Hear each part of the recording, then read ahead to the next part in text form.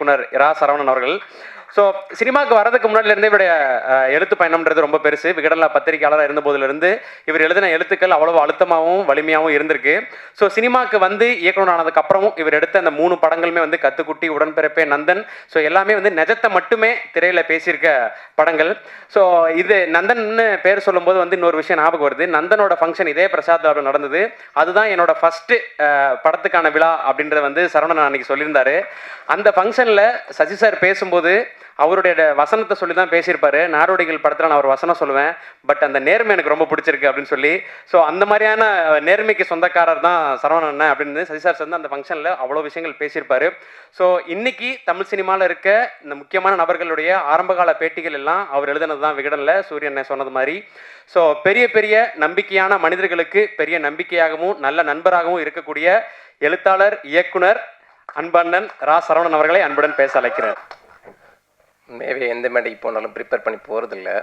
ஆனால் இந்த மேடை ரொம்ப முக்கியமான மேடைங்கிறதுக்காண்டி எப்படி தமிழிசை மேடம் புக்கு படித்து எக்ஸாமுக்கு ப்ரிப்பேர் பண்ணாங்களோ அந்த மாதிரி நான் ப்ரிப்பேர் பண்ணி தான் வந்தேன். தயாராக தான் இருந்தேன். ஆனால் சசி சாரோடைய பேச்சு இருக்குல்ல, அதோடைய முதல் பாகம் அது கேட்டதுக்கப்புறம் நான் ரொம்ப உடஞ்சிட்டேன். நான் பேச வந்தது இப்போ எல்லாமே மறந்து போயிடுச்சு. ஏன்னா எனக்கு சசி சார் அவ்வளோ ஸ்பெஷல். அவர் கலங்கி பேசினா கூட என்னால் தாங்கிக்க முடியாது. அப்பேற்பட்ட சசி சார் முன்னெடுத்த விழா தான் இது. நான் இந்த விழாவை பற்றி அவர் பேச்சு எடுத்தப்போ வேணவே வேணாம் சார் அப்படின்னேன்.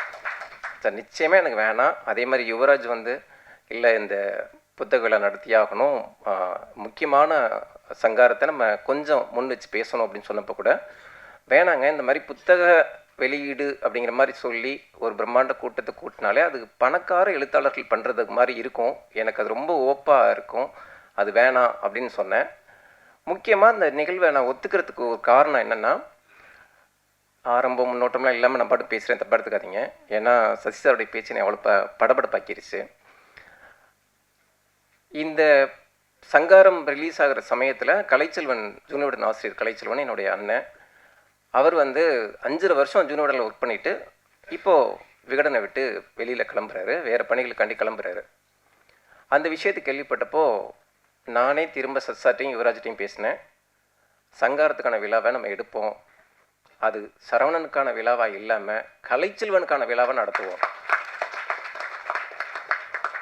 கலைச்செல்வன் அண்ணன் எல்லாத்துக்கும் பின்னால் இருப்பாப்லே தவிர அவர் எந்த மேடையிலையும் நின்னது கிடையாது, தன்னை முன்னிறுத்தினது கிடையாது, அவர் யாரையும் சந்தித்தது கிடையாது. ஜூனியருடன் ஆசிரியர் எந்த பிரபலத்தையும் நேரில் போய் பார்த்தது கிடையாது, அவங்க பார்க்க வந்தாலும் தவிர்க்கிற ஆள். அப்போது அவருடைய விடை பெறல் அப்படிங்கிறது ரொம்ப கௌரவமாக நடக்கட்டும், அதுக்காண்டி இந்த விழாவை நம்ம முன்னெடுப்போம். எழுதுனது வேணால் நானாக இருக்கலாம், ஆனால் அந்த விழாவோட நாயகன் கலைச்செல்வனாக இருக்கட்டும் அப்படின்னு. ஆனால் அப்படியே விழா வந்து சங்கார விழாவே மாறிடுச்சு.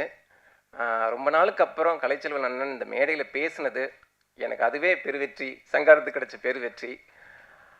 உண்மையாகவே நான் இங்கே மேடையில் இருக்கிறவங்களும் சரி, முன்னால் இருக்கிறவங்களையும் சரி, ஒரு புத்தக விழாவை மாதிரியோ சினிமா விழா மாதிரிலாம் தெரியவே இல்லை. என் ஊர் உரமுறையை பார்க்குற மாதிரி, என் சொந்த பந்தத்தை பார்க்குற மாதிரி, என் பங்காளிகளை பார்க்குற மாதிரி, கிடா வெட்டி காது குத்துனா எவ்வளோ சந்தோஷமாக இருக்குமோ அந்த மாதிரியான ஒரு நிகழ்வாக தான் பார்க்க முடியுது. கடைசியாக வந்த கவிதாக்கா உட்பட எல்லாம் எங்கள் ஊருக்காரங்க, சொந்தக்காரங்களாக இருக்கிறாங்க. என் தயாரிப்பாளர் பெப்சி சிவா சார் வந்திருக்கார், ஃபேமிலியோடு வந்திருக்கிறாரு. இது எல்லாமே பார்த்தா ஒரு குடும்ப விழா. சார் சொன்ன மாதிரி குடும்ப விழா. குடும்பம் அப்படின்னாலே நக்கீரன் கோபாலனை வந்தாலே இது குடும்ப விழா தான். அவர் எப்படி நக்கீரனை ஒரு குடும்பமாக வச்சுருக்கிறாரோ, நடுநாயகனாக அவர் வந்து உட்காந்துட்டா அந்த விழா வந்து குடும்ப விழாவாக மாறிடும். அந்த மாதிரி நேற்று வந்து நானும் பரமண்ணனும் புக் ஃபேரில் பார்த்தோம் அண்ணனை. அவர் பரபரன்னு வேலைன்னு அலைகிறாரு. வேலைன்னு அலைஞ்சா கூட அவரை நிப்பாட்டி எல்லாரும் மறித்து செல்ஃபி எடுக்கிறாங்க. நான் பார்க்குறேன், ஏன்னா சினிமா நட்சத்திரங்கள்லாம் ஓகே, எல்லாம் வளைச்சு எடுப்பாங்க, ஒரு பத்திரிகையாளருக்கு இவ்வளோ வரவேற்பு, அதுவும் குறிப்பாக பெண்கள் அப்படியே நில்லுங்கன்னு சொல்லி செல்ஃபி எடுத்துகிட்டே இருக்கிறாங்க. ஒரு மேலே போகிறப்ப என்னை இடிச்சுட்டு போயிட்டு எடுத்துட்டு, எப்பா சும்மா தான் நினைக்கிறேன், அந்த ஃபோட்டோ எடுவேன் அப்படின்னு ஃபோனை கையில் கொடுக்குது. ஆனால் நீங்கள் எங்கே போனாலும் கூட ஒரு ஃபோட்டோகிராஃபர் அழைச்சிட்டு போவீங்க, அது செய்திக்காண்டி. இனிமேல் போகிற இடமெல்லாம் ஃபோட்டோகிராஃபர் அழைச்சிட்டு போங்க, அது செல்ஃபிக்காண்டி. நியாயமாக விகடனை விட்டு வெளியில் வந்தப்போ இவர் அடுத்து நக்கீரனுக்கு போகிறாரு, அடுத்து குமுதம் ரிப்போர்ட்டருக்கு போகிறாரு, அப்போ தமிழக அரசியல் பத்திரிக்கை வந்துச்சு, அதுக்கு போகிறாரு அப்படின்னு சும்மா ஒரு பேச்சு வழியாக இருந்துச்சு. அப்போ நான் வந்து நிறுவனத்துலேருந்து வெளியேறின கடைசி நாள் நான் சொன்ன வார்த்தை, நான் விகடனை விட்டு வெளியேறுகிறேன் என்றால் பத்திரிகை துறையை விட்டு வெளியேறுகிறேன் என்ற அர்த்தம் அப்படின்னேன். அதுக்கு மேலே நான் வேறு எந்த பத்திரிகையிலையும் பணியாற்ற மாட்டேன். ஏன்னா அந்த உடம்பை ரெண்டாக பிச்சிங்கன்னா ஒரு பாதியை கொண்டு போயிட்டு விகடன் ஆஃபீஸ் வாசலில் தான் போடணும். எல்லாத்துக்கும் எனக்கு விகடன் தான் உரம். இன்றைக்கும் எனக்கு பாஸ் அப்படின்னா சீனிவாசன் சார் தான், பாலசுப்ரமணியம் சார் தான். அன்னைக்கு அவ்வளோ பெரிய உத்வேகத்தோட பரவாயில்ல, நமக்கு சோறு போட்டு ஒரு நிறுவனத்தை நம்மளை முதல் தலைமுறையாக நம்மளை மேலேற்றின நிறுவனத்துக்கு நம்ம இவ்வளவு நேர்மையாக உண்மையாக இருந்திருக்கமேன்னு ரொம்ப நாள், அதாவது நெருக்கடிகளில் இருந்தப்போ கூட நான் நெகிழ்ந்திருக்கேன். ஆனால் நக்கீரன் கோபாலன் அண்ணனை என்னைக்கு பார்த்தனோ, என்னைக்கு பழக ஆரம்பிச்சனோ, அன்னைக்கு அவசரப்பட்டு ஒரு வாக்குறுதி கொடுத்துட்டோமோ உண்மையாகவே நினச்சேன். ஏன்னா பார்த்த உடனே பச்சக்குன்னு ஒட்டிக்கிற மனுஷனாக இருக்காரு. எதுக்கு இந்த ஆள்கிட்ட நம்ம இவ்வளோ இடைவெளியை ஃபாலோ பண்ணுங்கிறது அதிர்ச்சி ஆயிடுச்சு. அந்த திரைவிழாவில் மட்டும் நான் பார்த்துருக்கலன்னு அப்படின்னு நான் என்ன நினச்சேன்னா, அந்த ஒரு 10 வருஷத்துக்கு முன்னால் நான் அண்ணன்ட்ட பழகியிருந்தால் நான் எவ்வளவோ ஒரு ஆத்மார்த்தமான ஆளாக இருந்திருப்பேன், நக்கீரனில் பணியாற்றிருக்கலாம் அப்படிங்கிற அளவுக்கு தோணுச்சு. சொல்லப்போனால் நான் கடைசி வரைக்கும் அந்த புக் ஃபேர் போனது தவிர அண்ணனை நீங்கள் வாங்கன்னு கூட நான் சொல்லலை. ஆனால் நான் நேரில் போய் அழைச்சது அண்ணனை மட்டும்தான். இருக்கிற விஐபிகள் யாருலையுமே நான் எல்லாருமே ஃபோனில் தான் கூப்பிட்டேன். நேரம் ஒதுக்கி ரொம்ப ரொம்ப பல பரபரப்பான வேலைகளுக்கு மத்தியில் நேரம் ஒதுக்கி வந்த நக்கீரன் கோபாலனுக்கு ரொம்ப நன்றி. குறிப்பாக விழா நாயகன் சொன்ன கலைச்செல்வனுக்கு ரொம்ப நன்றி. புத்தகத்தை இப்படி புரட்டி போட்டு பேசின வெயிலுக்கு ரொம்ப ரொம்ப நன்றி. வெயிலுக்கு வந்து நன்றின்னு மட்டும் நான் சொல்லிட்டு போக முடியாது. ஏன்னா அந்த புத்தகம் எப்படி எழுத ஆரம்பிச்சது எல்லாமே தெரியும். ஒரு சிறுகதை கூட எழுதாதவனை தொடர்கதை எழுத வைக்கிறீங்களே நியாயமா அப்படின்னு கூட நான் கேட்டேன். 2 பேரும் கலைச்செல்வன் வெயிலும் சொல்லிட்டு எழுதி அனுப்புப்பா அப்படின்னு சொல்லிட்டு போயிட்டே இருந்துட்டாங்க.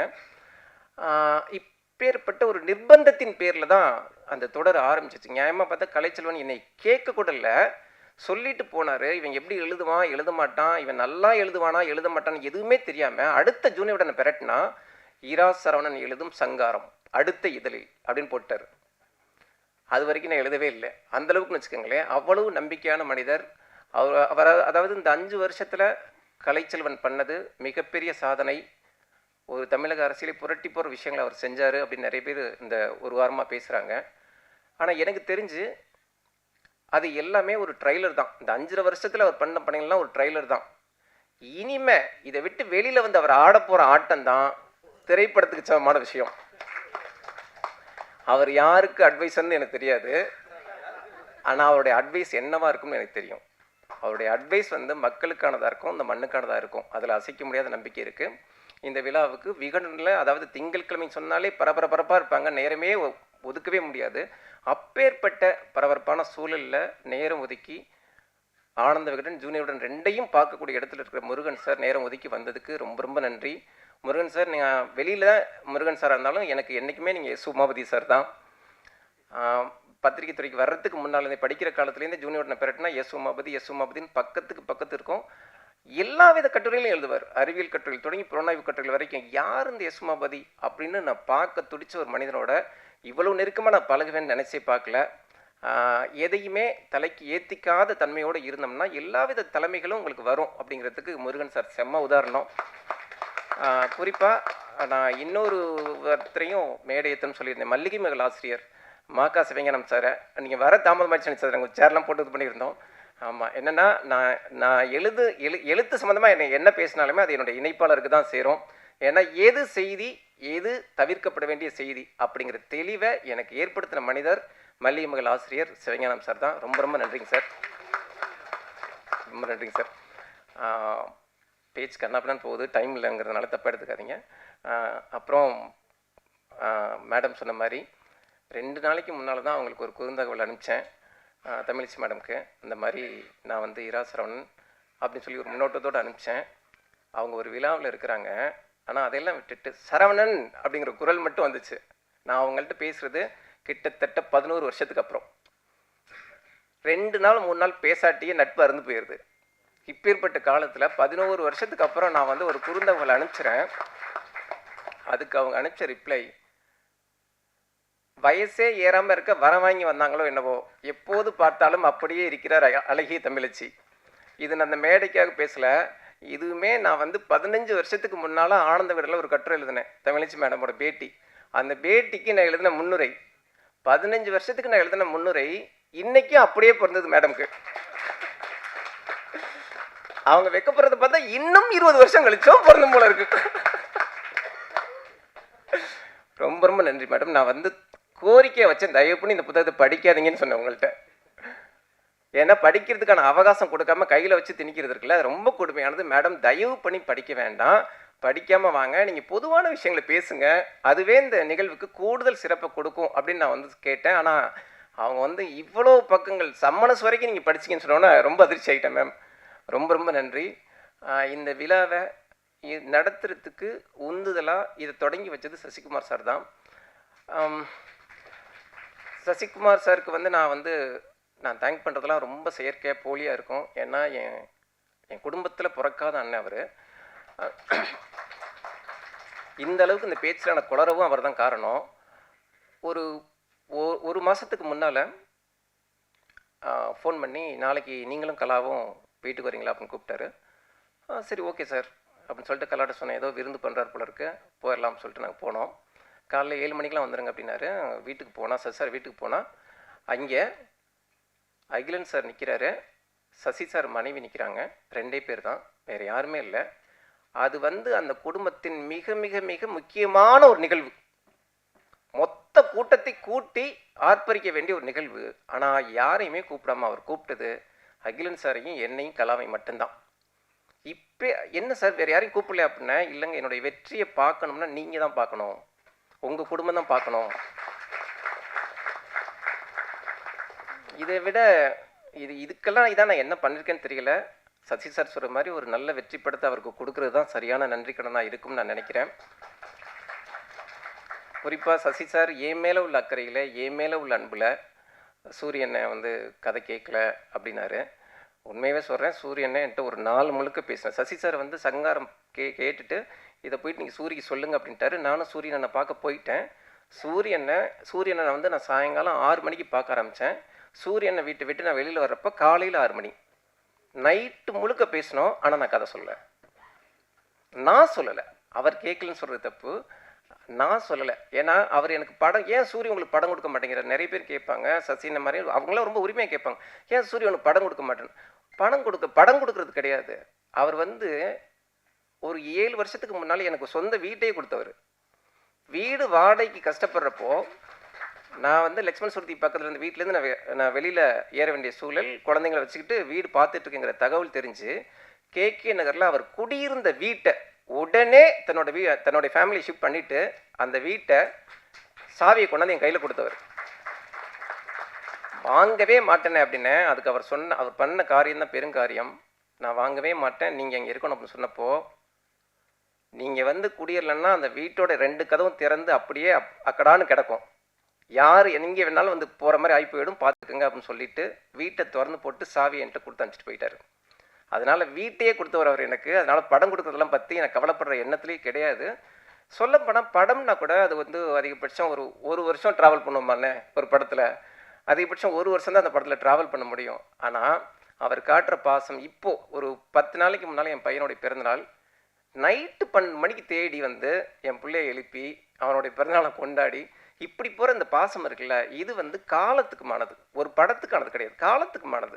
இப்பேற்பட்ட அன்பை கொடுக்குற சூரியனனுக்கு நான் ரொம்ப ரொம்ப கடமைப்பட்டிருக்கேன். நீங்கள் இந்த நிகழ்வுக்கு இவ்வளோ நெருக்கடியில் வந்ததுக்கு ரொம்ப ரொம்ப நன்றி. எனக்கு 2026 என்ன பண்ண போகுதுன்னு எனக்கு தெரியாது. ஆனால் 2025 எனக்கு என்ன பண்ணுச்சுன்னு தெரியும். 2025 வந்து எனக்கு வந்து மிக கடுமையான போராட்டங்களையும் சங்கடங்களையும் ரொம்ப கொடுத்துச்சு. குறிப்பாக சொல்லப்போனால் ஒரு 2 மாதத்துக்கு முன்னால் வெயில் எனக்கு ஃபோனில் பேசுகிறப்போ, வெயிலை வந்து நான் நிறைய பேசியிருந்தாலும் பண்ணால் அதிகபட்சம் நான் பார்க்குற 5வது சந்திப்புன்னு நினைக்கிறேன். நாங்கள் பார்த்துக்கிட்டதே கிடையாது, நானும் வெயிலும் பார்த்துக்கிட்டதே கிடையாது. வெயில்கிட்ட நான் வந்து தனிப்பட்ட விஷயங்களை பகிர்ற ஆளும் கிடையாது. ஆனால் 2 மாதத்துக்கு முன்னால் வெயில்கிட்ட நான் பேசினப்போ, எங்கேயாச்சும் ஓடி போய் செத்து போயிடலாம் போல இருக்குது வெயில் அப்படின்னு. ரொம்ப ஒரு துயரமானது, என்னால் கடக்கவே முடியல. மொத்த துயரத்தை என்னால் சொல்ல முடியல. எங்கேயாச்சும் கண்காணாமல் ஓடி போய் செத்து போயிடலாம் தோணுது வெயில் அப்படின்னு. அவருடைய சங்காரத்துக்கு துணை நின்றது, சங்காரத்தை எழுத வச்சது, எல்லாத்துக்கும் முழு முதல் காரணம் அவர் தான். ஆனால் அப்போ அவர் பேசிய வார்த்தைகள், எந்த பிரச்சனையும் நான் சொல்லலை. ஆனால் அதை புரிஞ்சுக்கிட்டு, என்னுடைய சங்கடத்தை புரிஞ்சுக்கிட்டு, அதுக்கு என் தலையில் வேப்பல் அடிக்கிற மாதிரி, என் நெத்தியில் தைலம் தடவுற மாதிரி அவர் சொன்ன வார்த்தைகள் தான் இந்த விழா வரைக்கும் என்னை வந்து நிற்க வச்சிருக்கு. ரொம்ப ரொம்ப நன்றி வெயில். கிட்டத்தட்ட ஒரு மனநல மருத்துவர் அளவுக்கு நீங்கள் பண்ண உதவி என் வாழ்நாளில் மறக்க முடியாது. ரொம்ப நன்றி. அப்பேற்பட்ட சூழலை தான் குறிப்பாக சொல்ல வந்தது பாதியில் மறந்துட்டேன். 2026 எனக்கு என்ன பண்ண போகுதுன்னு தெரியாது. 2025 எனக்கு மிகப்பெரிய ஒரு உதவியை பண்ணியிருக்கு அப்படின்னா, எனக்கு தம்பி யுவராஜ் என்னுடைய பெரிய நண்பனை மாற்றியிருக்கு. யுவராஜ் வந்ததுக்கு, அதாவது சரவணனுடைய லைஃப்பை நீங்கள் எழுதணும்னா யுவராஜ் வருகைக்கு முன்பு, யுவராஜ் வருகைக்கு பின்பு அப்படி எழுதலாம். அந்த அளவுக்கு தமிழ் சினிமாவில் அத்திப்பூத்த அபூர்வ மனிதர்களில் ஒரு ஆளாக இருக்கார் யுவராஜ். இந்த விழாவை முன்னெடுக்கவும் முழுக்க முழுக்க இந்த யுவராஜ் பண்ணுறது தெரியும் உங்களுக்கு, இந்த யுவராஜ் பண்ணது உங்களுக்கு தெரியாது. அந்த 2 யுவராஜுக்கு என்னுடைய நன்றியை தெரிவிச்சுக்கிறேன். குறிப்பாக மிக முக்கிய மனுஷியை மறந்துட்டேன், தப்பா எடுத்துக்காதீங்க, மன்னிச்சுக்கோங்க. அவங்க வந்து ஒரு ஐஏஎஸ் அகாடமி நடத்துகிற ஒருத்தங்க. அவங்க அதாவது எங்கள் பக்கத்து ஊராக இருந்தால் கூட எனக்கு அவங்களுடைய விஷயங்களை பெருசாக தெரியாது. ஆனால் யுவராஜ் சில விஷயங்கள் சொன்னதுக்கப்புறம் தான் ஒரு ஐஏஎஸ் நோக்கி வர்ற பிள்ளைங்க படிக்க சிரமப்படுறப்போ அவங்களுக்கான படிப்பு மட்டும் இல்லை, அவங்களுக்கான சாப்பாடு தொடங்கி தங்குற இடம் வரைக்கும் அவங்க கொடுக்குற விஷயங்கள்லாம் எனக்கு யுவராஜ் சொல்லி தான் தெரியும். எப்போவுமே நமக்கு வர்ற பிரச்சனை மற்றவங்களுக்கு வந்தால் ஓகே அப்படின்னு நினைக்கிற மனநிலையில் இருக்கிறப்போ, நான் ஐஏஎஸ் படிக்கிறப்போ நான் எவ்வளோ கஷ்டப்பட்டனோ அந்த கஷ்டத்தை மற்றவங்க யாரும் அனுபவிச்சிடக்கூடாது அப்படிங்கிற எண்ணத்தோட ஒரு மிகச்சிறந்த ஐஏஎஸ் அகாடமி நடத்திட்டு இருக்கிறாங்க. அவங்க இங்கே நேரில் வந்து குறிப்பாக சங்காரத்தை இந்த குறிப்பிட்ட 2 நாட்களுக்குள்ளே படித்து இவ்வளவு ஆத்மார்த்தமான கருத்துக்களை சொல்லுவாங்கன்னு நான் கொஞ்சம் கூட நினச்சி பார்க்கல. ரொம்ப ரொம்ப நன்றி மேடம், உங்களுடைய கருத்து மிக வலிமையானது, நன்றி. குறிப்பாக பாருங்கள், அதாவது எனக்கு உயிருக்குயிராக பழகுற சசி சார் எனக்கு ஒரு பிரச்சனை உருவாக்கிட்டு போகிறாரு. நான் கொஞ்ச நாள் தான் பழகின நக்கீரன் கோபாலன்னு என்னை காப்பாற்றிட்டு போகிறாரு. நான் எதை சொல்ல வரேன்னு தெரியும் உங்களுக்கு. சமர்ப்பணம் மறிக்குழுந்து அப்படின்னு போட்டிருந்தேன். நான் வந்து எல்லாருக்குமே இது ஈஸியாக புரியுமே அப்படின்னு சொல்லி தான் சமர்ப்பணம் என் மறிக்குழுந்து அப்படின்னு எழுதியிருந்தேன். ஆமாம் ஆமாம் சார், எனக்கு புரியலை. பார்த்தா புக் ஃபேரில் புக் வாங்குகிற சரிஞ்சு விகடனில் வேலை பார்க்குறவங்க சரி, அந்த டக்குன்னு எடுத்து 2ஆம் பக்கத்து படிச்சுட்டு என் மறிக்குழுந்துக்கு சார் யார் சார் அந்த மறிக்குழுந்து அப்படின்னாங்க. சரி ஏதோ ஒரு சும்மா கிண்டலுக்காண்டி கேட்குறாங்க அப்படின்னு பார்த்தா நேற்று புக் ஃபேர்லேருந்து ஒருத்தர் பேசுகிறாரு. சார் புக்கு பார்த்துட்டேன், வாங்கிட்டேன், இந்த என் மறிக்குழுந்துக்கு சமர்ப்பணம் போட்டிருக்கீங்களா சார், யார் சார் அது? சார் நான் சீக்கிரம் சொல்லுங்கள், நான் அடுத்த ஸ்டாலுக்கு போகணுமா இல்லையா? யோ உண்மையாகவே நக்கீரன் கோபாலன் சொன்ன மாதிரி இந்த கதைக்குள்ளே ஒரு மறிக்குழுந்து வர்றாங்க, அதுதான் இந்த குழப்பத்துக்கு காரணம். மற்றபடி சந்தேகத்துக்கு அப்பாற்பட்ட ஆள் தானே நான். கதைக்குள்ளே ஒரு மறிக்குழுந்து வர்றாங்க. அதனால சூரிக்கு ஒரு மறிக்குழுந்து இருக்கிற மாதிரி சரவணனுக்கு ஒரு மறிக்குழுந்து இருக்கும் போல இருக்கு அப்படின்னு நினச்சி சந்தேகம் வந்துருச்சு. கதையில் எழுதப்பட்ட மறிக்குழுந்து முழுக்க முழுக்க கற்பனையானவள். நான் சமர்ப்பிச்சிருக்க மறிக்குழுந்து எனக்கு உண்மையானவள், நிஜமானவள், உயிரா உணர்வா இருக்கிறவள். மறிக்குழுந்து மட்டும் இல்லை, என் மல்லிகைப்பூ, ரோஜா, செண்பகம் எல்லாமே என் மனைவி கலா தான்.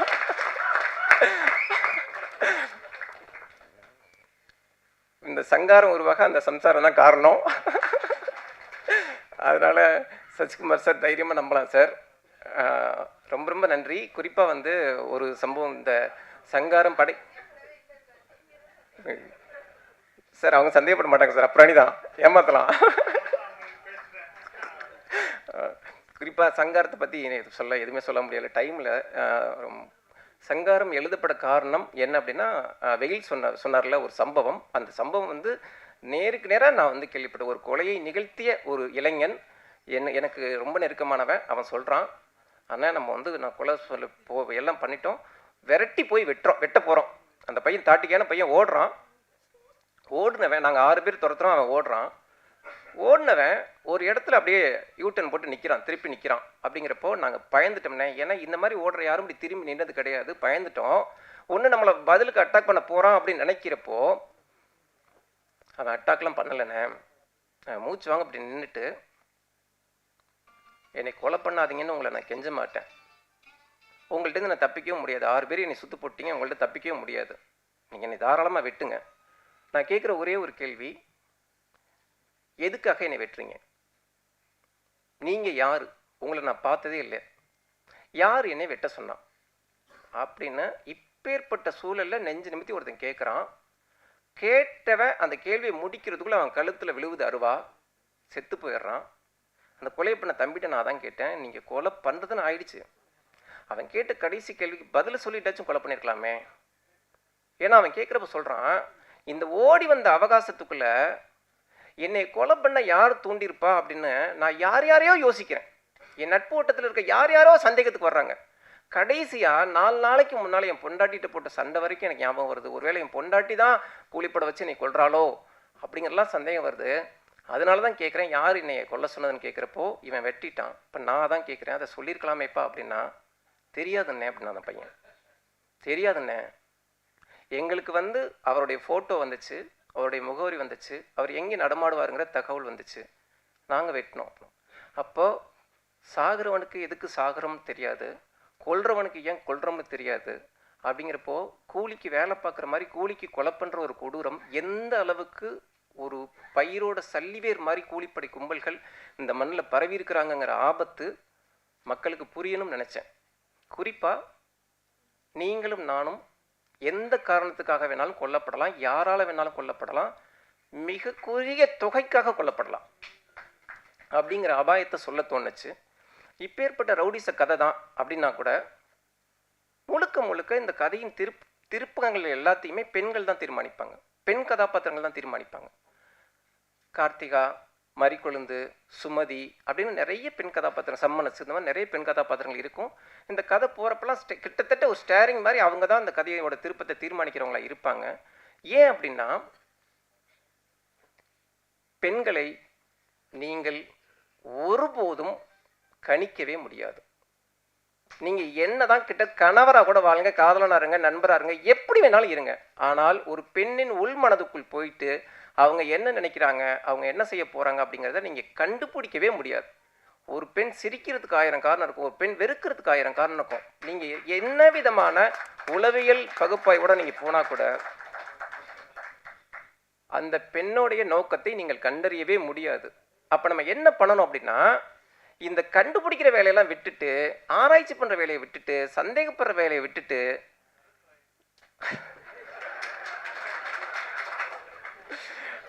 நான் நிறைய வார்த்தையில் சொல்ல நினைச்சேன், ஒரே வார்த்தையில் சொல்லிட்டாரு, சரண்டர் ஆயிருங்க.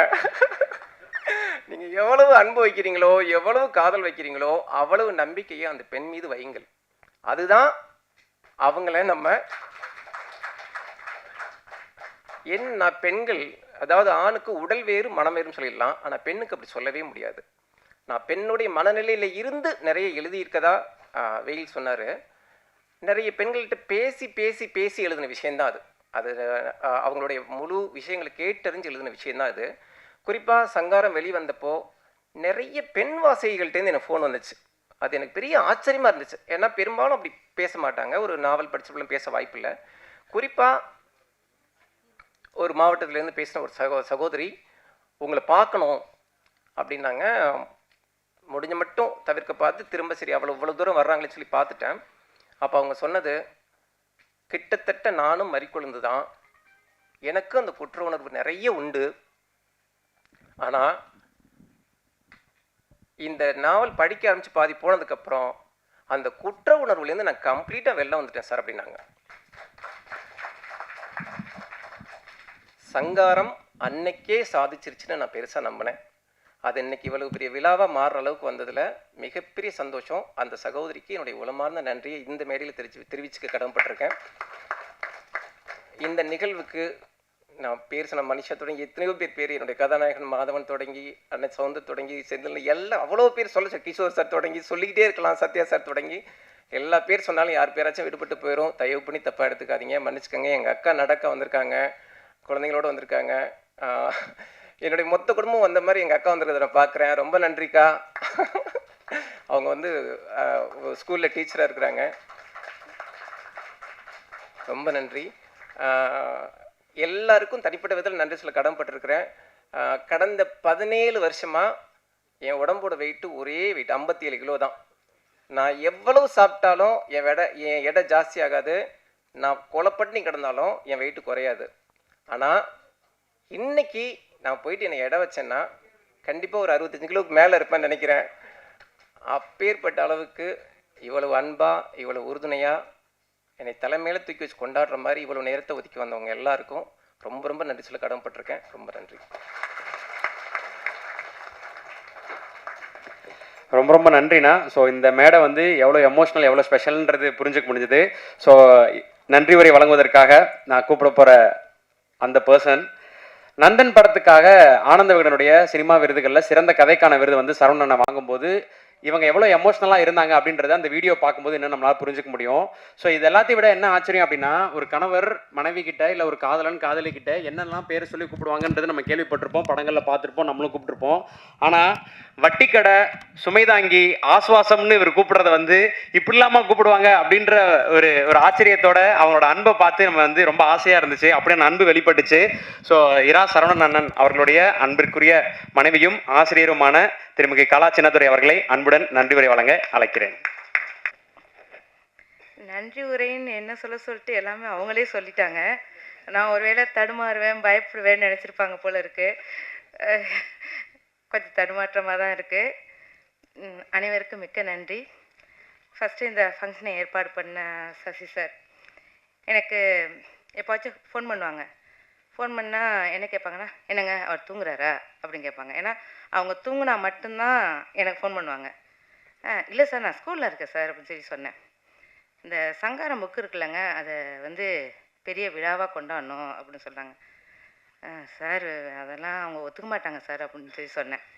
இல்லை, நம்ம எல்லாம் ஏற்பாடு பண்ணுவோம், நான் எல்லாம் ஏற்பாடு பண்ணிடுறேன், ஃபங்க்ஷனுக்குன்னு கூப்பிட்டா அவங்க வருவாங்கல்ல, அந்த மாதிரி சார் வரட்டும் அப்படின்னு சொன்னாங்க. அது கொஞ்சம் கூட குறையாமல் எல்லாமே சார் பண்ணாங்க. ரொம்ப நன்றி சார். அடுத்து சார் சொன்னாங்க, அந்த மரிக்குழந்தை யார் அப்படின்னு சொல்லி கேட்டாங்க. சார், மரிக்குழந்தையோட வாசம் எப்படி என்றைக்குமே நிலச்சிருக்குன்னு அவங்க சொன்னாங்களோ, அதே மாதிரி அவரோட சுவாசம் முழுக்க நான் மட்டும்தான் சார் இருப்பேன். அவரோட சுவாசமே நான் தான். அதில் எந்த இதுவும் கிடையாது சார். அவர் ஒரு தாடி வச்ச குழந்தை, கண்டிப்பாக நம்பலாம் சார். அடுத்து எங்கள் சூரிய அண்ணா, அண்ணான்னு சொல்லும் போதே உங்களுக்கு தெரிஞ்சிடும். ஏன்னா நம்ம வீட்டில் ஒருத்தங்க தான் அண்ணன். மடி நல்லா இருக்கேடா அப்படிம்பாங்க. நீ சந்தோஷமா இருடா, எப்போவுமே சந்தோஷமா இருடா அப்படிம்பாங்க. அதில் எல்லாம் முடிஞ்சிடுச்சு. அண்ணே நான் ரொம்ப சந்தோஷமாக இருக்கேன், தேங்க்யூடா. இப்போ நம்ம வீட்டு குழந்தைங்கலாம் வெளியில் போய் படித்தாங்கன்னா ஒரு 4-5 வருஷம் கழிச்சு வந்து பார்க்குறப்ப அவங்கள நம்மளுக்கு நல்லா வளர்ந்துருப்பாங்க. அவங்கள பார்க்குறப்ப நமக்கு ஒரு சந்தோஷம் இருக்கும்ல, அந்த மாதிரி தான் தம்பி யுவராஜ். அவங்க வந்தப்போ எனக்கு ஒரு மாதிரி ரொம்ப ஃபீலிங்காக இருந்துச்சு. நான் ரொம்ப உரிமையாக பேசினேன். அப்போ எங்கள் சார் சொன்னாங்க, கலா அவர் எவ்வளோ பெரிய வெற்றி படங்கள் கொடுத்த இயக்குனர் தெரியுமா, நீ ரொம்ப சர்வசாதாரணமாக டீல் பண்ணுற அந்த ப்ரொடியூசர் அப்படின்னாங்க. எனக்கு தெரியல செஞ்சப்பா, எனக்கு பார்க்க என் பிள்ளைய பார்க்கணும் இருக்குது அப்படின்னு நான் சொன்னேன். உண்மையாலுமே தான் நீங்கள் எனக்கு குழந்த மாதிரி தான் இருக்கீங்க, நான் உங்களை பிள்ளையாக தான் பார்க்குறேன். இந்த குழந்தைய எனக்கு அறிமுகப்படுத்தி வச்ச முக்கியமான ஒரு கல்வியாளர் தான் சத்யா மேடம். மேடம் ரொம்ப நன்றி இந்த ஃபங்க்ஷனுக்கு வந்ததுக்கு.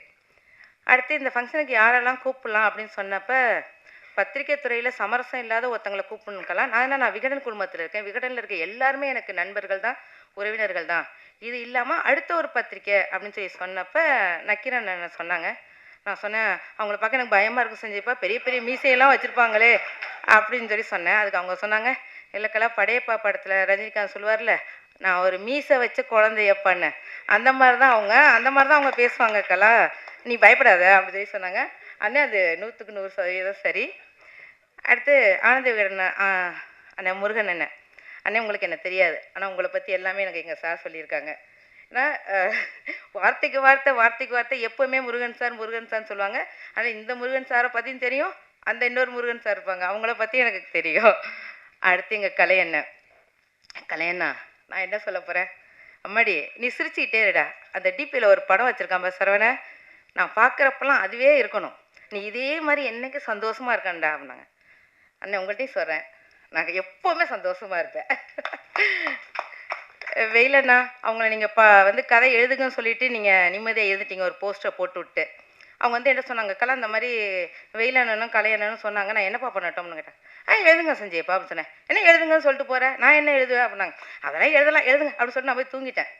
காலைல 3:30 மணிக்கு எழுந்துச்சு பார்க்குறேன், பக்கத்தில் ஆளை காணோம். சரி எங்கே போயிருப்பாருன்னு சொல்லிட்டு எழுந்திரிச்சு வந்து பார்த்தா லேப்டாப்பில் டைப் பண்ணிக்கிட்டு இருந்தாங்க. என்னங்க அப்படின்னேன். அதான் சொல்லிட்டியல்ல, அதான் எழுதிட்டு இருக்கேன், பார்க்குறியா அப்படின்னாரு. சரி கொண்டாங்க அப்படின்னு சொல்லிட்டு வாங்கி பார்த்தேன். ஃபஸ்ட்டு எடுத்தோம் அந்த குவாரியை பற்றி எழுதியிருந்தாங்க. 3:30 மணிக்கு சார் அவங்க 3:30 மணிக்கு எழுப்பி தான் சார் எனக்கு கதையெல்லாம் சொல்லுவாங்க. ஆமாம், நான் ஸ்டோரேஜ் அவருக்கு கதை சொல்லிட்டு அவர் தூங்கிடுவார், நான் முடிச்சுட்டே உட்காந்துருப்பேன். அதே மாதிரி தான் அப்போ அந்த குவாரியை படித்தோன்னே எனக்கு அதுக்கப்புறம் நான் தாண்டவே இல்லை, எனக்கு அவ்வளோ பிடிச்சிருந்துச்சு அந்த ஃபஸ்ட்டு பேராகிராஃபே. பார்த்துட்டு சொன்னேன், அந்த குவாரி வந்து அவ்வளோ நோண்டுனப்ப எவ்வளோ கஷ்டப்பட்டுமோ தெரியாது சஞ்சய்ப்பா. ஆனால் நம்மளை பற்றி ஒருத்தர் இவ்வளோ வருத்தப்பட்டு எழுதுறாருன்னு நினச்சி அந்த குவாரி சந்தோஷப்பட்டிருக்கோம். அதனால் ரொம்ப அருமையாக எழுதிருக்கீங்க, நீங்கள் வந்து கன்டினியூ பண்ணுங்க அப்படின்னு சொல்லி சொன்னேன்னே. அண்ணா நீங்கள் போஸ்ட்டு நீங்கள் வந்து அப்ளிகேஷன் தான் போட்டீங்க, அவர் அனுப்பி வச்சது நான் தான். தமிழச்சி மேடம், உங்கள்கிட்ட ஒரு முக்கியமான விஷயம் சொல்லணும். எங்கள் சார் வந்து என் பேரை கலா சின்னத்துறைன்னு தான் சொல்லுவார். நீங்கள் எல்லாருமே பார்த்துருப்பீங்க. நான் கல்யாணம் பண்ண புதுசில் நான் கலா சரவணன் தானங்க சொல்லணும். நீங்கள் வந்து உங்கள் பேரை வந்து என் பேருக்கு பின்னாடி இணைக்க கூடாதுங்கிறதுக்காண்டி இப்படி சொல்கிறீங்களான்னு சொல்லி நான் உங்கள்கிட்ட சண்டை போட்டேன். சண்டை போட்டதான் நம்ம வேலை, அவங்க என்ன சொன்னால் நம்ம புரிஞ்சுக்க போகிறது கிடையாது. அப்போ அவங்க சொன்னாங்க, இல்லை கலா, அவங்க தமிழச்சி தங்கப்பாண்டியன் இருக்காங்கல்ல, அவங்க அப்பா பேரை தான் இது நாள் வரையும் வச்சுருக்காங்க. அந்த மாதிரியே உங்கள் அப்பாவுக்கு நீ மரியாதை கொடுக்கணும், நீ என்றைக்குமே கலா சின்னத்துறை தான் அப்படின்னு சொன்னாங்க. மேடம் ரொம்ப நன்றி மேடம், அப்படி ஒரு பேர் அவங்க எனக்கு கொடுக்க நீங்கள் தான் காரணம். ரொம்ப நன்றி. அடுத்து இங்கே வந்திருக்க மற்ற எல்லாருக்கும், அகில் அண்ணன், பரமண்ணன், ஹுமாயூன் அண்ணா, இங்கே இருக்க என்னோடய உறவுகள் அனைத்து பேருக்கும் ரொம்ப ரொம்ப நன்றி. என்னுடன் பணியாற்றும் ஆசிரியர்கள், ஸ்கூல் முடிஞ்சு வந்து இன்னும் இங்கே உட்காந்துருக்காங்க, அவங்களுக்கு என்னோட நன்றி. அப்புறம் பத்திரிகை துறையிலேருந்து வந்திருக்கவங்க எல்லாருக்கும் முக்கியமாக ஒருத்தருக்கு நான் நன்றி சொல்லணும். இந்த ஸ்டேஜில் என்னை நிற்க வச்சு இன்றைக்கி அழகு பார்க்குற என்னோடய கணவர். எது சொன்னாலும் சரி, நீ செஞ்சால் சரிப்பா, நீ பண்ணால் சரியாக இருக்கும்பா அப்படிம்பாங்க. வேறு என்ன சொன்னாலும் சரி, நீ நல்லா தான் பண்ணுற பண்ணு அப்படிம்பாங்க. இப்படி தான் என்னை வந்து பிஎட் படிக்க வச்சாங்க. என் பொம்பளை பிள்ளை பையன் 2 குழந்தைங்க பிறந்த பிறகு தான் நான் பிஎடே பண்ணேன். இந்த ஹிமாலயன் எனக்கு தெரியும், அவங்க காலேஜில் தான் படித்தேன். அடுத்து டெட் எக்ஸாமும் ஒன்று அறிமுகமானுச்சு. இவங்க விகடனில் வேலை பார்த்தாங்க. வேலை முடிஞ்சு வந்துட்டு என்னை கொஸ்டின் கேட்பாங்க, அதுக்கு நான் ஆன்சர் பண்ணுவேன்னு சொல்லுவாங்க. கண்டிப்பாக நீ செலக்ட் ஆகிடுவாக்கலாம், சூப்பராக படிச்சிருக்க அப்படிம்பாங்க. அப்படி என்னை அப்படியே கொண்டாந்து இந்த ஸ்டேஜ் வரையும் என்னை நிப்பாட்டியிருக்காங்க. அதுக்கு நான் காலத்துக்கு நன்றி கடமைப்பட்டிருக்கேன். என்னோட உடன்பிறப்பை படத்தில் வந்து ஒரு டைலாக்கு ஜோதி அம்மா சொல்லுவாங்க, அந்த சரவணன் சாருக்காண்டி, ஒரு கட்டின கணவரை கட்டின பொண்டாட்டி எவ்வளோ சுதந்திரமாக வச்சுக்கணும்னு என் புருஷனை பார்த்தா தான் கற்றுக்கணும் அப்படின்னு சொல்லிட்டு நான் சொல்கிறேன், இந்த பொண்டாட்டி எப்படி சுதந்திரமாக வச்சுக்கணும்னு அந்த சரவணனை பார்த்தா நீங்கள் கற்றுக்கணும். ஏன்னா அந்த அளவுக்கு வந்து எனக்கு எல்லா உரிமையும் கொடுத்துருக்காங்க. இன்ன வரையும் எனக்கு எதுவுமே கேட்டதில்லை. நான் என்ன செய்யணுமோ அதுதான் சரி. அதே மாதிரி தான் இங்கேயும் கொண்டாந்து நிப்பாட்டியிருக்காங்க. நான் பேசுகிறதுலேருந்து தவறு இருந்தால் மன்னிச்சாங்க. நல்லா இருக்கா? Thank you sir. அதனால் அனைவருக்கும் நன்றி கொள்கிறேன். உங்களை மாதிரி நானும் அவரோட எழுத்துக்கு தான் ஃபஸ்ட்டு வாசகி. ஏன்னா அவங்க எழுத்தில் எழுதுனது தான் இப்போ வந்து பேச்சு மொழியாகவும் காட்சி மொழியாகவும் கொடுக்குறாங்களே தவிர அவங்களோட எண்ணங்களில் எந்த மாறுபாடுமே கிடையாது. ஆரம்பத்தில் கொஞ்சம் கஷ்டமாக இருந்துச்சு, என்ன பண்ணிருக்காங்களேன்னு. இப்போ எனக்கு பழகிருச்சு. அதனால் உங்கள் கொள்கையை மாற்றிக்க வேணாம் சஞ்சயப்பா, நீங்கள் இப்படியே படம் பண்ணுங்கள். கமர்ஷியல் படம் பண்ணவும் கோடி கோடியாக சம்பாதிக்கவும் நிறைய பேர் இருக்காங்க. நம்மளுக்கு கோடிகள் வேணாம், ஜனங்கள் போதும். தேங்க்யூ. ஸோ நன்றி மேம். ஏன்னா எல்லாருமே வந்து அவரோட அடுத்த படைப்பு எழுதுங்கன்னு சொல்கிறாங்க. ஆனால் உங்கள்கிட்ட இருந்து ஒரு படைப்பு வரும் போல தெரியுது சீக்கிரமாக. ஸோ அதுக்கான அத்தனை அம்சங்களும் வந்து உங்கள் பேச்சில் இருக்குது. ஸோ இதிலேருந்து பார்க்கும்போது எனக்கு ஒரு வேண்டுகோள், ஸோ என்ன மாதிரியான படங்கள் வேணாலும் பண்ணுங்கன்னா, ஆனால் உங்கள் காதல் கதையை உங்கள் 2 பேருக்குமான ரிலேஷன்ஷிப்பை ஒரு படமாக பண்ணிங்கன்னா ஒரு இன்னைக்கு ஃபீல் குட் தான் வந்து நம்ம தமிழ் சினிமா மக்கள் வந்து கொண்டாடிட்டு இருக்காங்க. ஒரு சூப்பர் டூப்பர் ஹிட்டாக உங்கள் கதை இருக்கும் அப்படின்றத வந்து நான் இந்த இடத்துல சொல்லிக்கிறேன். ஸோ ரொம்ப ரொம்ப நன்றி. வந்தவங்க எல்லாருக்கும் ஹைலைட்டான விஷயங்கள்லாம் வந்திருக்கவங்க எல்லாருக்குமே வந்து ஒரு பியூட்டிஃபுல்லான ஒரு நினைவு பரிசு இருக்குது, அதாவது சரவணன் அண்ணன் வழங்குவாங்க. ஸோ அதோட நிறைவு செய்யலாம் அண்ணா.